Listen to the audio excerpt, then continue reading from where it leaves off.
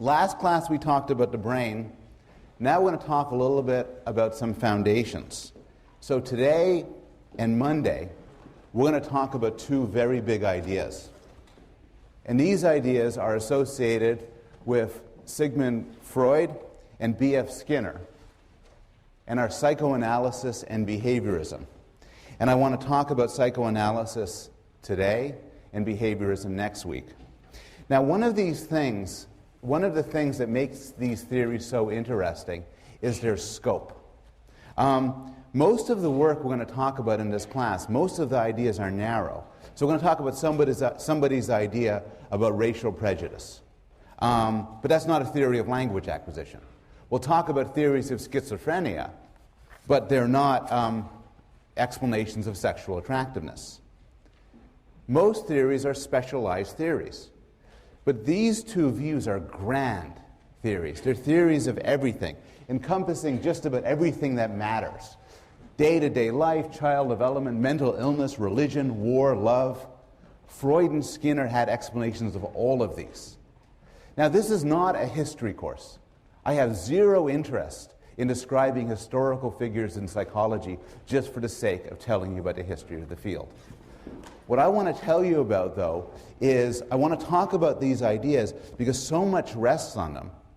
And even more importantly, a lot of these ideas have critical influence on how we think about the present. And that's there.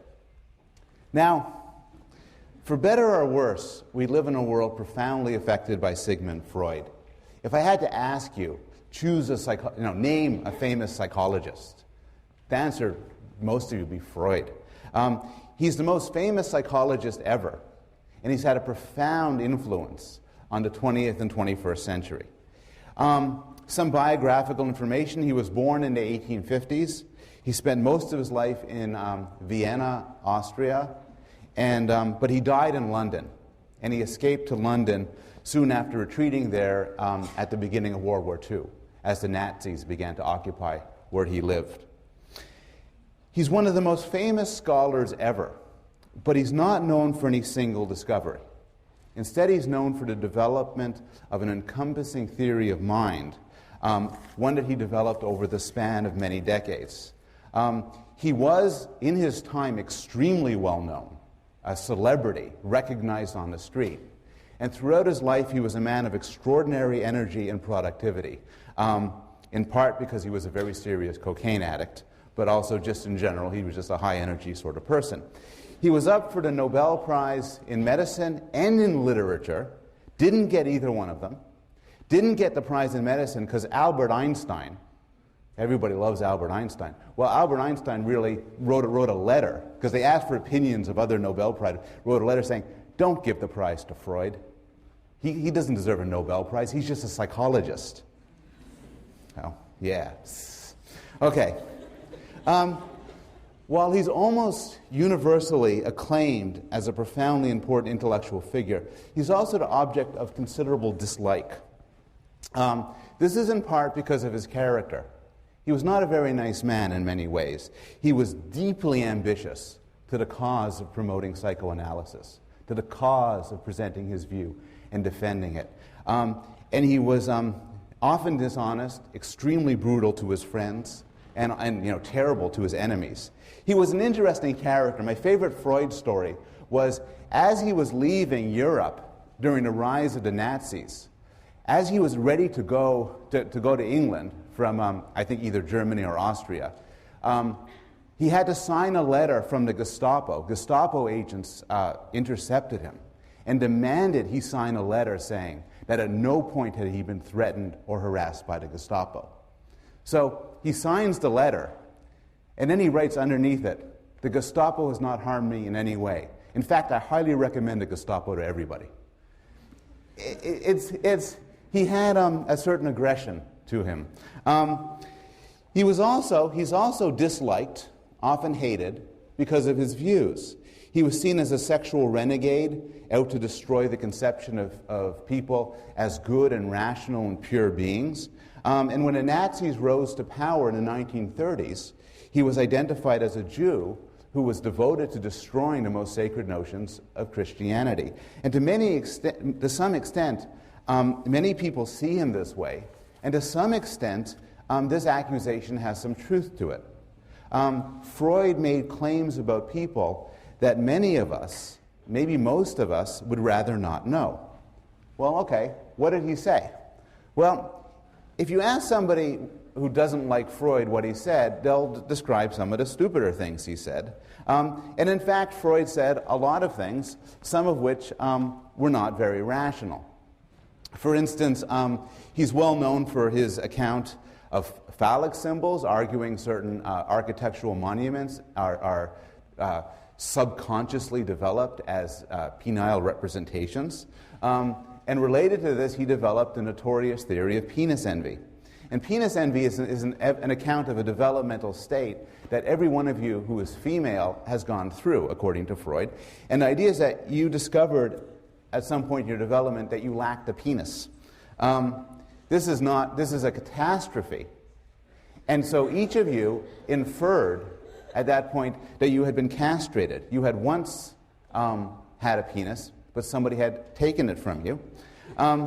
You then turn to your father and love your father because your father has a penis, so he's a sort of penis substitute. You reject your mother, who's equally unworthy due to her penis lack, and that shapes your psychosexual development. Now, if that's the sort of thing you know about Freud, you are not going to have a very high opinion of him or of his work. But at the core of Freud's explanation, the more interesting ideas is a set of claims of immense intellectual importance.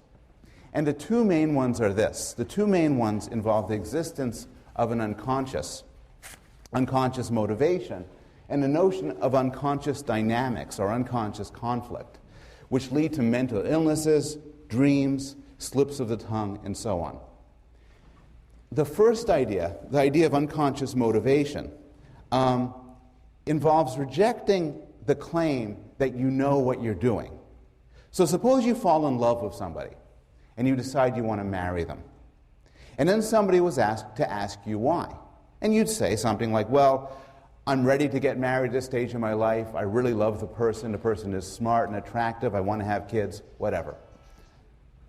And maybe this is true.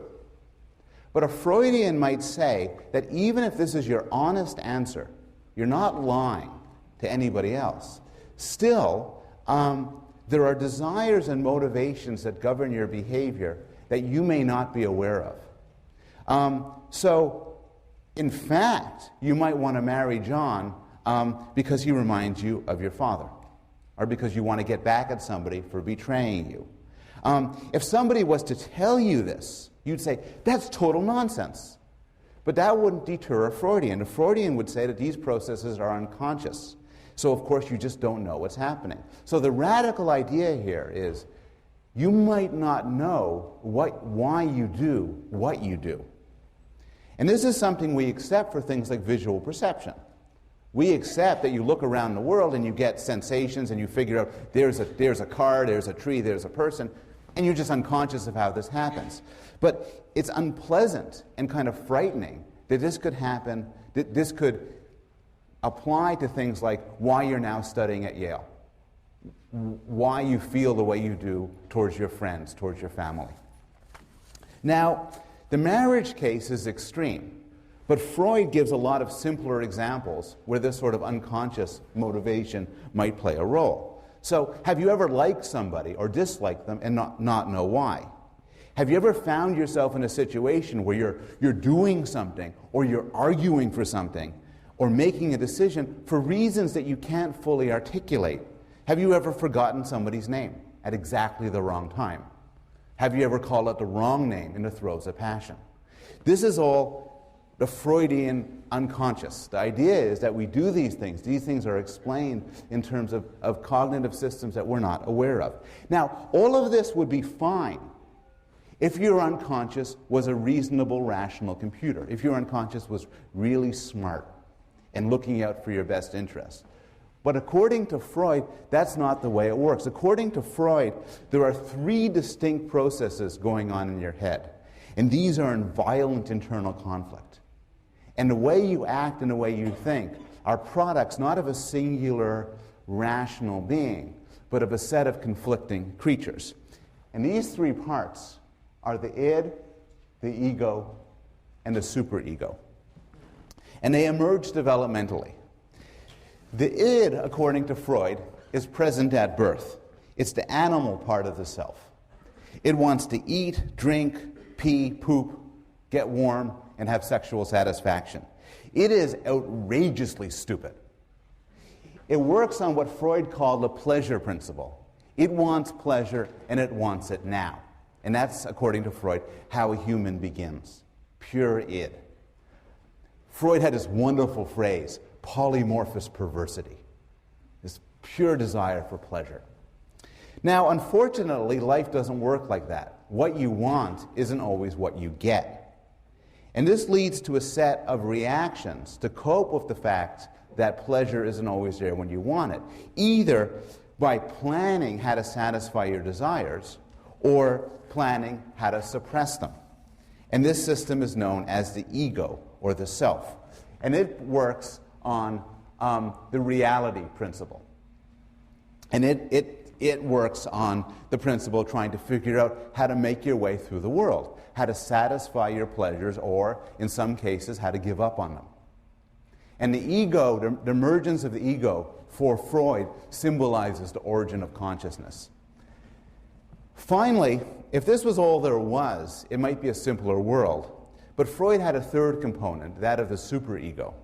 And the superego is the internalized rules of parents and society. So what happens in the course of development is you're just trying to make your way through the world and satisfy your desires, but sometimes you're punished for them. Some desires are inappropriate, some actions are wrong, and you're punished for it. The idea is that you come out, you get in your head a superego, a conscience. In these movies, it would be like the little angel above your head that tells you when things are wrong. And basically, yourself, the ego, is in between the id and the superego. One thing to realize, I told you the id is outrageously stupid. It just says, oh, hungry, food, sex, oh, let's get warm, oh. The superego is also stupid. The superego, according to Freud, is not some brilliant moral philosopher telling you about right and wrong. The superego is like, you should be ashamed of yourself. That's disgusting. Stop doing that. Oh! And in between these two screaming creatures, one of them telling you to seek out your desires, the other one telling you should be ashamed of yourself, is you, is the ego. Now, according to Freud, most of this is unconscious. So we see, bubbling up to the top, we feel, we experience ourselves. And the driving of the id, the forces of the id and the forces of the superego are unconscious, in that we cannot access them. We don't know what, it's like the workings of our kidneys or our stomachs. You can't introspect and find them. Rather, they do their work without conscious knowledge. Now, Freud developed this. This is the Freudian theory in broad outline. He extended it and developed it into a theory of psychosexual development. And so Freud's theory is, as I said before, a theory of everyday life, of decisions, of errors, of falling in love, but it's also a theory of child development. So Freud believed there were 5 stages of personality development, and each is associated with a particular erogenous zone. And Freud believed as well that if you have a problem at a certain stage, if something goes wrong, you'll be stuck there. So according to Freud, there are people in this room who are what they are because they got stuck in the oral stage or the anal stage. And that's not good. So the oral stage is when you start off. The mouth is associated with pleasure. Everything is sucking and chewing and so on. And the problem for Freud is premature weaning of a child, depriving him of the breast, could lead to serious problems in his personality development. It could make him, as the phrase goes, into an oral person. And his orality could be described literally Freud used this as an explanation for why somebody might eat too much, or chew gum, or smoke. They're trying to achieve satisfaction through their mouth, of a sort they didn't get in this very early stage of development. But it can also be more abstract. If your roommate is dependent and needy, you could then go to your roommate and say, "You're an oral person. The first year of your life did not go well." A phrase even more popular is the anal stage, and that happens after the oral stage, and problems can emerge if toilet training is not handled correctly. If you have problems during those years of life, you could become an anal personality. According to Freud, and your roommate could say, "Your problem is you're too anal." And according to Freud, literally, it meant you were unwilling to part with your own feces. It's written down here, I know, it's true. And the way it manifests itself, as you know from just how people talk, is you're compulsive, you're clean, you're stingy. This is the anal personality. Then it gets a little bit more complicated. The next stage is the phallic stage. Actually, this isn't that much more complicated. The focus of pleasure shifts to the genitals, and fixation can lead to excessive masculinity in females, or in males, or if you're female, need for attention or domination. Now, at this point, something really interesting happens, called the Oedipus complex. And this is based on a story, the mythical story of a king who killed his father and married his mother. And according to Freud, this happens to all of us in this way. Well, by all of us, Freud meant men. So here's the idea. You're 3 or 4 years old. You're in the phallic stage. So what are you interested in? Well, you're interested in your penis. And then you seek an external object. Freud's sort of vague about this, but you seek some sort of satisfaction. But who's out there who'd be sweet and kind and loving and wonderful? Well, Mom. So the child infers, Mom is nice. I love Mom. So far, this is not crazy. Little boy falling in love with his mother. Problem. Dad's in the way. Now, this is going to get progressively weirder, but I will have to say, as the father of two sons, both sons went to a phase where they explicitly said they wanted to marry Mummy and me. If something bad happened to me, that wouldn't be the worst thing in the world. So there's this. But now, it gets a little bit aggressive. So the idea is the child determines that he's going to kill his father. Every 3 and 4-year-old boy thinks this. But then, because children, according to Freud, don't have a good sense of the boundary between their mind and the world, which is a problem. The problem is they think their father can tell that they're plotting to kill him. And they figure their father is now angry at them. And then they ask themselves, what's the worst thing Dad could do to me? And the answer is castration. So they come to the conclusion that their father is going to castrate them because of their illicit love for their mom. And then they say, Dad wins. And then they don't think about sex for several years. And that's the latency stage. The latency stage is they've gone through this huge thing with Mom and Dad. Fell in love with Mom, wanted to kill my father. Dad was going to castrate me. Fell out of love with Mom, out of the sex business. And its sex is repressed until you get to the genital stage. And the genital stage is the stage we are all in, the healthy adult stage. Now that you're adults and you've gone through all the developmental stages, where do you stand? You're not out of the woods yet. Because unconscious mechanisms are still, even if you haven't got fixated or anything, there's still this dynamic going on all the time with your id, your ego, and your superego. And the idea is your superego, remember your superego is stupid. So your superego isn't only telling you not to do bad things. It's telling you not to think bad things. So what's happening is your id is sending up all of this weird, sick stuff, all of these crazy sexual and violent desires. Oh, I'll kill him. I'll have sex with that. I'll have extra helpings on my dessert. And your superego say, no, no, no. And this stuff is repressed. It doesn't even make it to consciousness. The problem is Freud had a very sort of hydraulic theory of what goes on. And some of the stuff slips out. And it shows up in dreams, and it shows up in slips of the tongue, and in exceptional cases it shows up in certain clinical symptoms.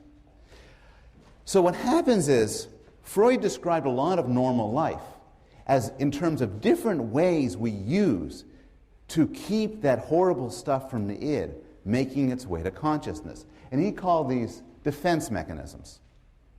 You're defending yourself against the horrible parts of yourself. And some of these make a little bit of sense. I mean, one way to describe this in a non-technical, non-Freudian way is there's certain things about ourselves we'd rather not know.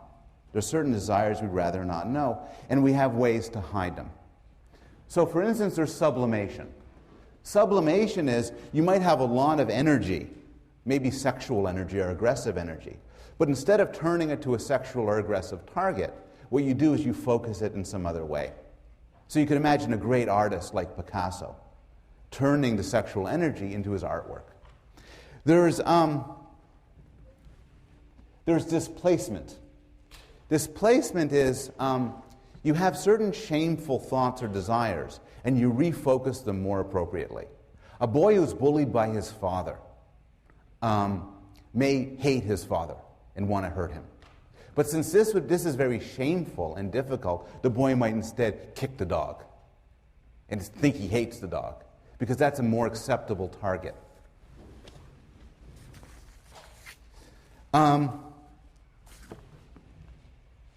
There's projection. Projection is I have certain impulses I'm uncomfortable with. So rather than own them myself, I project them to somebody else. A classic example for Freud is homosexual desires. The idea is that I feel this tremendous lust towards you, for instance, and any of you, all of you, you three. And I'm ashamed of this lust. So what I say is, hey, are you guys looking at me in a sexual manner? Are you lusting after me? How disgusting.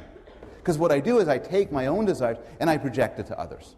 And Freud suggested, perhaps not implausibly, that men who believe other men, who are obsessed with the sexuality of other men, are themselves projecting away their own sexual desires. There's rationalization, which is that when you do something or think something bad, you rationalize it and you give it a more socially acceptable explanation.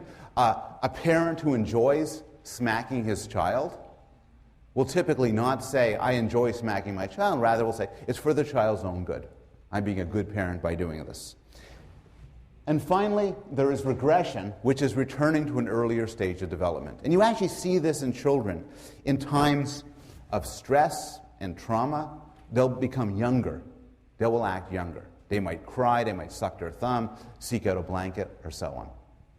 Now, these are all mechanisms that for Freud are not the slightest bit pathological. They're part of normal life. Normally we do these things to keep an equilibrium among the different systems of the unconscious. But sometimes it doesn't work. Sometimes things go awry. And what happens is, a phrase that's not currently used in psychology, but was popular during Freud's time, hysteria. Hysteria includes phenomena like hysterical blindness and hysterical deafness, which is when you cannot see and cannot hear, even though there's nothing physiologically wrong with you. Paralysis, trembling, panic attacks, gaps of memory, including amnesia, and so on. And the idea is that these are actually symptoms. These are symptoms of mechanisms going on to keep things unconscious. It's a common enough idea in movies. Often in movies what happens is somebody goes to an analyst. They have some horrible problem. They can't remember something. Or they have some sort of blackouts and so on. And the analyst tells them something. And at one point, they get this insight and they realize why they blinded themselves, why they can't remember. And for Freud, this is what happens. Freud originally attempted to get these memories out through hypnosis, but then moved to the mechanism of free association. And according to Freud, the idea is patients offer resistance to this, and then the idea of a psychoanalyst is to get over the resistance and help patients get insight. The key notion of psychoanalysis is your problems are actually reflect deeper phenomena. You're hiding something from yourself. And once you know what's going on with deeper phenomena, your problems will go away. I'm going to give you an example of a therapy session. Now, this is not a Freudian analysis. We'll discuss later on in the course what a Freudian analysis is, but this is not a pure Freudian analysis. A Freudian analysis, a person is lying on a couch, does not see their therapist is very non-directive. But I'm going to present this as an example here because it illustrates so many of the Freudian themes, particularly themes about dreams, the importance of dreams, about repression, and about hidden meaning. So this is from a television episode, and the characters, some of you may have seen this, many of you will not have. The character is suffering from panic attacks. In particular, he has panic attacks when he sees, his first panic attack originated when he walked to a swimming pool and he saw a family of ducks fly away. And he had a panic attack. High heart pounding, sweating, flushed, and then he passed out. And these panic attacks grew worse and worse until he saw a therapist who ended up prescribing him medication. And this is discussed as one of the meetings he had with the therapist. Freud's contributions extend beyond the study of individual psychology and individual pathology. Freud had a lot to say about dreams, as you could see in this illustration. He believed that dreams had a manifest content, meaning what you experience in your dream. But dreams always had a latent content as well, meaning the hidden implication of the dream. He viewed all dreams as wish fulfillment. Every dream you have is a certain wish you have, even though it might be a forbidden wish that you wouldn't wish to have, you wouldn't want to have. And dreams had, and this is an idea that long predated Freud, dreams had symbolism. Things in dreams were often not what they seemed to be, but rather symbols for other things. Freud believed that literature and fairy tales and stories to children and the like carried certain universal themes, certain aspects of unconscious struggles, and certain preoccupations of our unconscious mind. And Freud had a lot to say about religion. For instance, he viewed a large part of of the idea of finding a singular, all-powerful God as seeking out a father figure that some of us never had during development.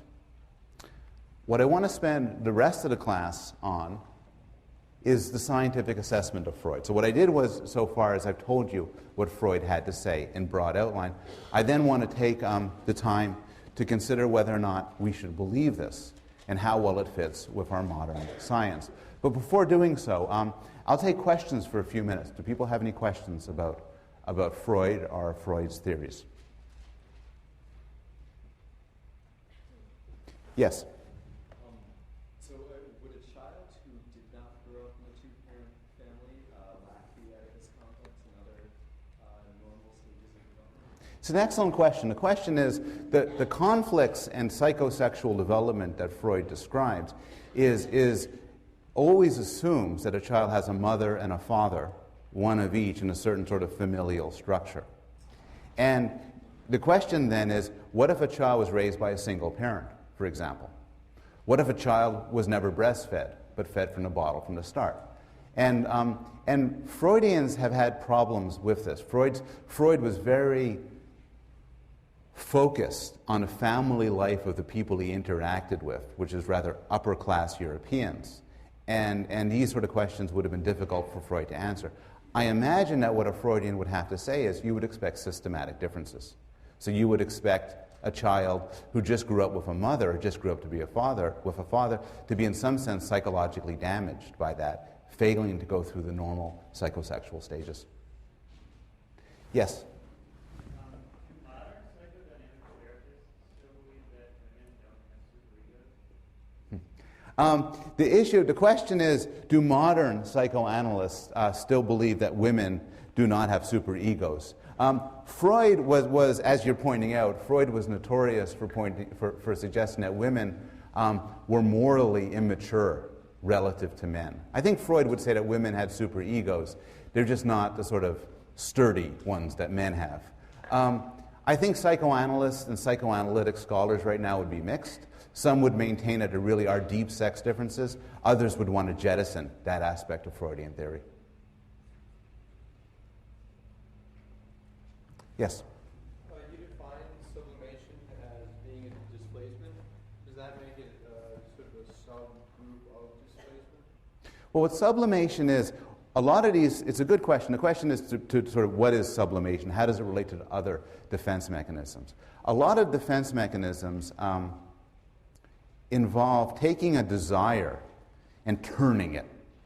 Now, what displacement does is it takes it from you to her. Like, I'm angry at you, but maybe that's forbidden for some reason, so I'll be angry at her. What projection does is takes a desire from me and then puts it on somebody else heading outwards. And what sublimation does is it just gives up the details and keeps the energy. So you stay up, your roommate stays up all night working. And you say to your roommate, for instance, that's just because you haven't had sex in a long time. And you want to have sex, so you devote all your energy to your math exam. And then you say, that's sublimation. I learned that in intro psych. And your room may be very pleased. One more question.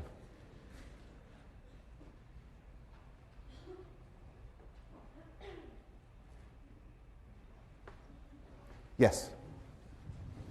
What kind of evidence is there for cross-cultural validity? The question is, which is related to the issue, extending the issue of the two-parent versus one-parent family, is to what extent are these notions validated cross-culturally?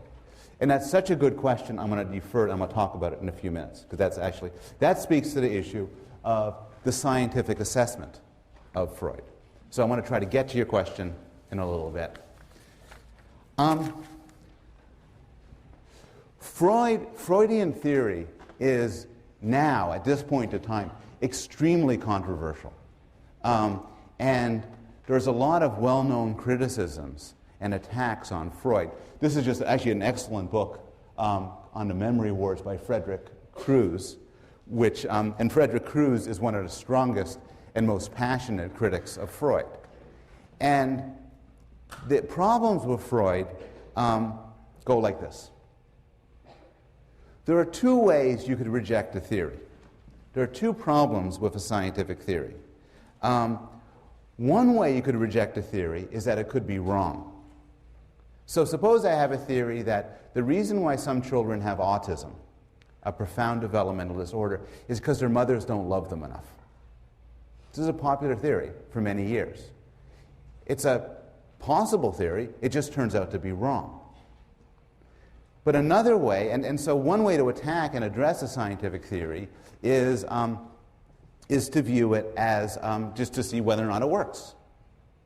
But there's a different problem a theory could have. A theory could be so vague and all-encompassing that it can't even be tested. And this is one of the main critiques of Freud. The idea could be summed up by a quotation from the physicist Wolfgang Pauli. And Pauli was asked his opinion about another physicist. And Pauli said this: that guy's work is crap. He's not right. He's not even wrong. And the criticism about Freud is that he's not even wrong. The issue of vagueness is summarized in a more technical way by the philosopher Karl Popper, who introduced the term of falsifiability. The idea of falsifiability is that what distinguishes science from non-science is that scientific predictions make strong claims about the world, and these claims are of a sort that they could be proven wrong. If they couldn't be proven wrong, they're not interesting enough to be science. So, for example, within psychology, the sort of claims we'll be entertaining throughout the course include claims like damage to the hippocampus causes failures of certain sorts of memory. Or everywhere in the world, men, on average, want to have more sexual partners than women. Or exposure to violent television tends to make children themselves more violent. Now, are they true or are they false? Well, we'll talk about that. But the point here is they can be false. They're interesting enough that they can be tested. And as such, they might be wrong, but they graduate to the level of a scientific theory. This should be contrasted with non-scientific programs, and the best example of a non-scientific program is astrology. So the problem with astrological predictions is not that they're wrong, it's that they can't be wrong. They're not even wrong. I got my horoscope for today on the web. A couple of negative aspects could make you a little finicky for the next few days. Okay, I'm going to watch for that. The presence of both Mars and Venus suggests you want to box everything into a neat, ordered, structured way, but keeping a piece of jade or carnelian close will help you keep in touch with your fun side. And starting this morning, I got for my wife a little piece of jade, and I have been sort of in touch with my fun side. The problem is, a few days aren't going to go by. I said, God, that was wrong. It can't be wrong. It's just so vague. I got a better horoscope from The Onion, actually. Riding in a golf cart with snow cone in hand, you'll be tackled by 2 police officers this week after matching a composite caricature of a suspected murderer. Now, that's a good prediction, because wow, if it turns out to be true, I'm going to say those guys really know something. It's falsifiable. Arguably, Freud fails the test, because Freudian theory is often so vague and flexible that it can't really be tested in any reliable way. A big problem of this is a lot of Freudian theory is claimed to be validated in the course of psychoanalysis. So when you ask people, why do you believe in Freud? They won't say, oh, because of this experiment, this data set, and that data set. What they'll say is, the Freudian theory proves itself in the course of psychoanalysis, the success of psychoanalysis. But it's unreliable. I mean, the problem is, say, Freud says to a patient, you hate your mother. The patient says, wow, that makes sense. Freud says, I'm right. Freud says, you hate your mother. The patient says, no, I don't. It's terrible. That's disgusting. Freud says, your anger shows this idea is painful for you. You repressed it from God. I am right. And the problem is, the same sort of dynamic plays itself out even in the scientific debate back and forth. So Freudian psychologists, I'm putting Freud here, but what I mean is well-known defenders of Freud, will make some claims like, adult personality traits are shaped by the course of psychosexual development, all dreams are disguised wish fulfillment, psychoanalysis is the best treatment for mental disorders. Scientists will respond, I disagree, there's little or no evidence supporting those claims, and the Freudian response is, your rejection of my ideas shows that they are distressing to you. This is because I am right. And this is often followed up. Seriously enough, you have deep psychological problems. And now I don't want to caricature Freudians. A lot of Freudians have tried and made a research program of extending their ideas scientifically, bringing them to robust scientific tests. But the problem is, when you make specific falsifiable predictions, they don't always do that well. So for instance, there's no evidence that oral and anal characteristics, the personality characteristics I talked about being needy versus being stingy, relate in any interesting way to weaning or toilet training. And there's been some efforts cross-culturally, to go back to the question this young man asked before, looking at cross-cultural differences in toilet training and weaning, which are really big differences, to see if they correspond in any interesting way to personality differences, and there's been no good evidence supporting that. Similarly, Freud had some strong claims about sexuality. for why some people are straight and others are gay. These have met with very little empirical support. And the claim that psychoanalysis proves itself by its tremendous success in curing mental illness is also almost certainly not true. For most, maybe not all, but for most psychological disorders, there are quicker and more reliable treatments than psychoanalysis. And there's considerable controversy as to whether the Tony Soprano method of insight, where you get this insight and this discovery, oh, now I know, makes any real difference in alleviating symptoms such as anxiety disorders or depression.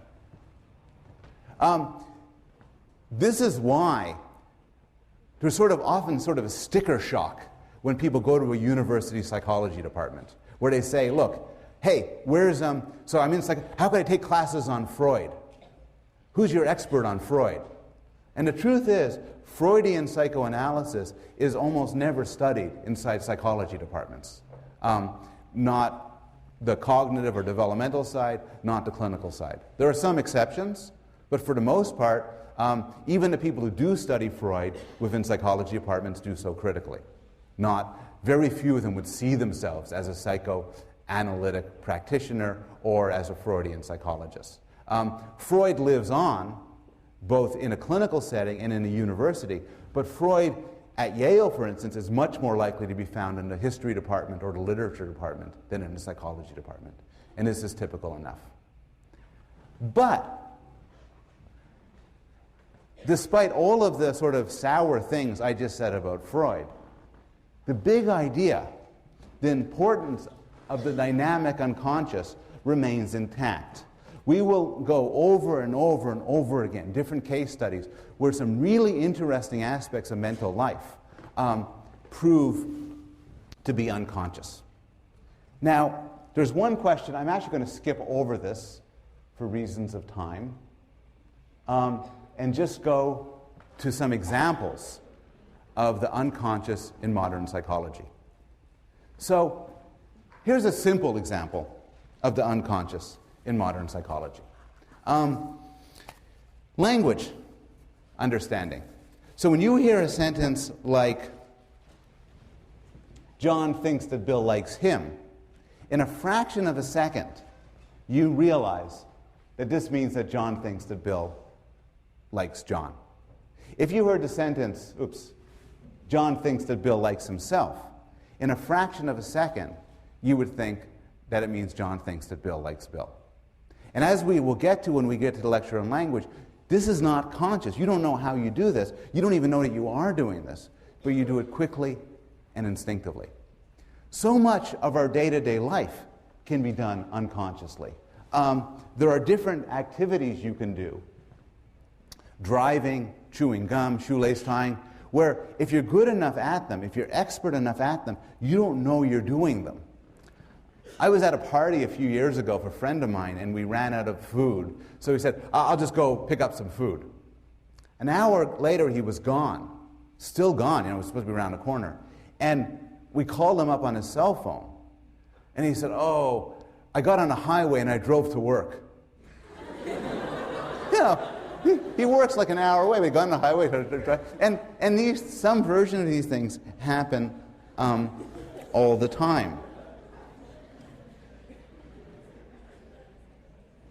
Maybe more surprising, Freud's insight that our likes and dislikes are due to factors that we're not necessarily conscious of has a lot of empirical support, from research into social psychology, for example. So for instance, here's one finding from social psychology. If somebody goes through a terrible initiation to get into a club, they'll like the club more. You might think they'd like it less because people do terrible things to them, but actually hazing is illegal, but a remarkably successful tool. The more you pay for something, the more you like it, and the more pain you go through to get something, the more you like it. From the standpoint of politics, for instance, if you want loyal people in a political campaign, do not pay them. If you pay them, they'll like you less. If they volunteer, they'll like you more. And we'll talk about why. There's different theories about why. But my point right now is simply that people don't necessarily know this, but still they're subject to this. Another example is some weird studies done in a discipline of social psychology known as terror management, which involves subliminal death primes. The idea of subliminal death primes is this. You sign up for your human subjects requirement, and then they put you in front of a computer screen. And then they tell you, oh, just sit in front of a computer screen and we'll ask you some questions. And then the questions come out, and they're questions like, how much do you love your country? What do you think of Asians? What do you think of Jews? What do you think of blacks? What do you think of vegetarians? What do you think of people's political views? Different from yours. Here's the gimmick. What you don't know is, on that computer screen, words are being flashed. Like that. But they're being flashed so fast it looks like that. You don't see anything. Words like corpse, dead, dying. The flashing of these subliminal words, subliminal meaning a fancy term, meaning below the level of consciousness, you don't know you're seeing them, has dramatic effects on how you answer those questions.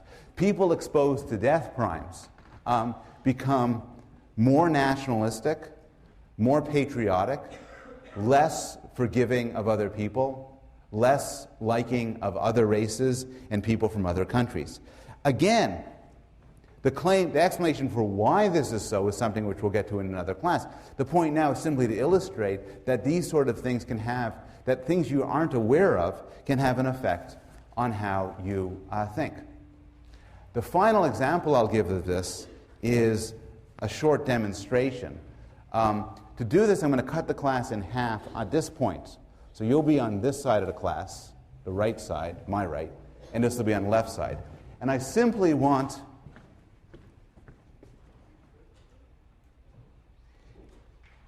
everybody to think about somebody you love. So think about somebody you love, your girlfriend, your boyfriend, your mom, your dad. Think about somebody you love. Just think about somebody you love. Okay. Now, on this screen is going to be instructions, but I want to give the instructions to this half of the class. So I'm going to ask everybody in this half of the class, please either turn your head or shut your eyes. Okay? Teaching fellows too. Okay. And everybody in this half, obey.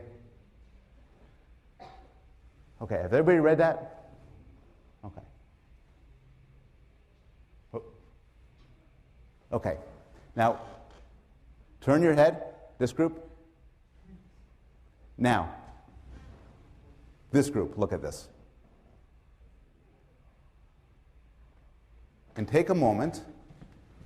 You don't have to do it on paper, but take a moment to do it in your head. Each group had instructions. Some people might have seen both instructions. Follow the instructions you got for you.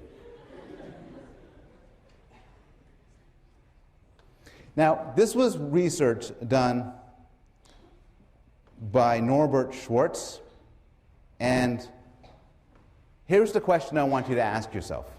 How much do you like this person? And here's the effect. Half of you were asked to list 3 features of the person. Half of you were asked to list 10.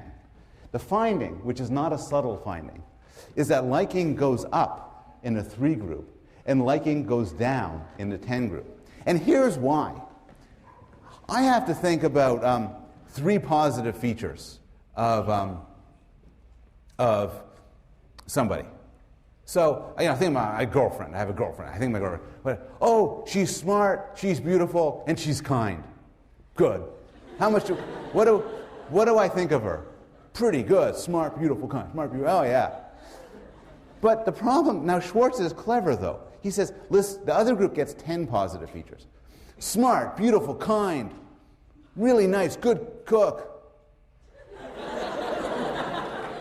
Punctual. Smart. No, I mentioned that. The problem is, nobody has 10 positive features. And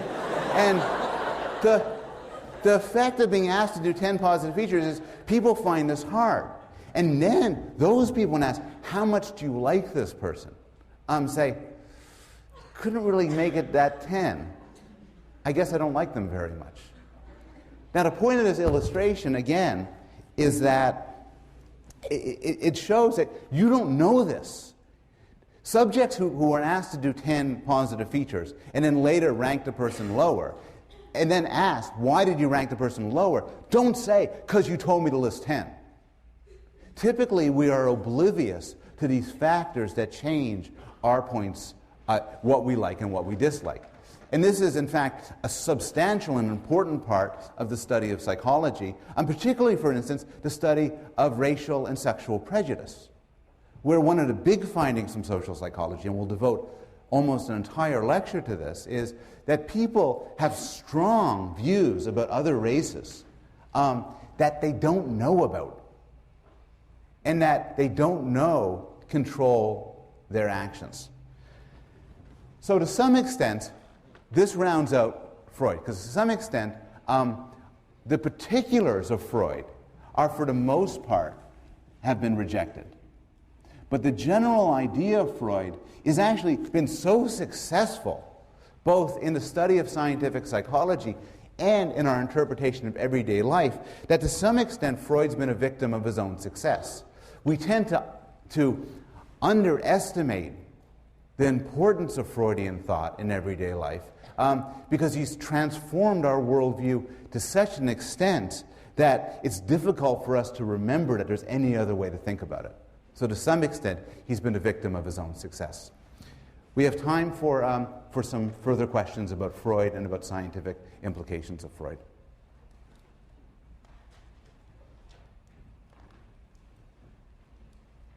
I took a class once on how to teach when I was a graduate student. And I just remember two things from this class. One thing is never grade in red pen.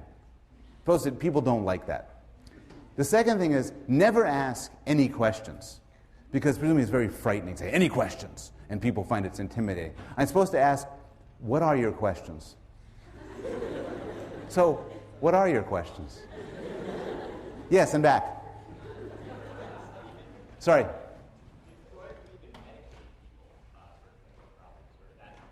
Did Freud believe in?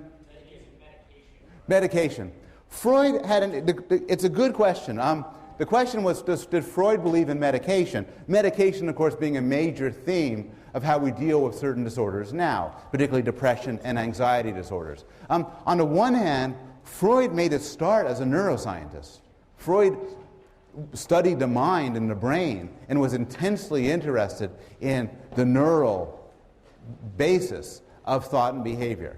But the answer to your question in the end is no. Although Freud was very sensitive to the brain basis of behavior, Freud was totally convinced that the method through which to cure disorders like depression and anxiety would not be medication, but rather through the sort of talk therapy and insight.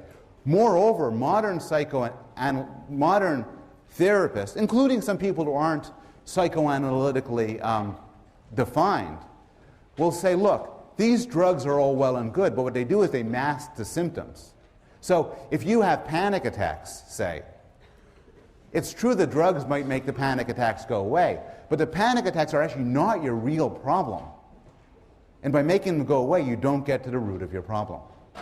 So the answer is both Freud and modern-day psychoanalysts would think that medications are substantially overused in the treatment of mental disorders. Yes?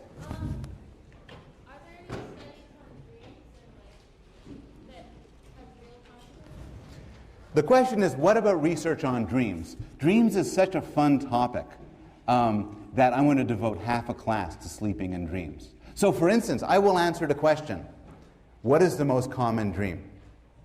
I will also answer the question, who thinks about sex more in dreams, men or women? And what proportion of... there's so many great questions I will answer.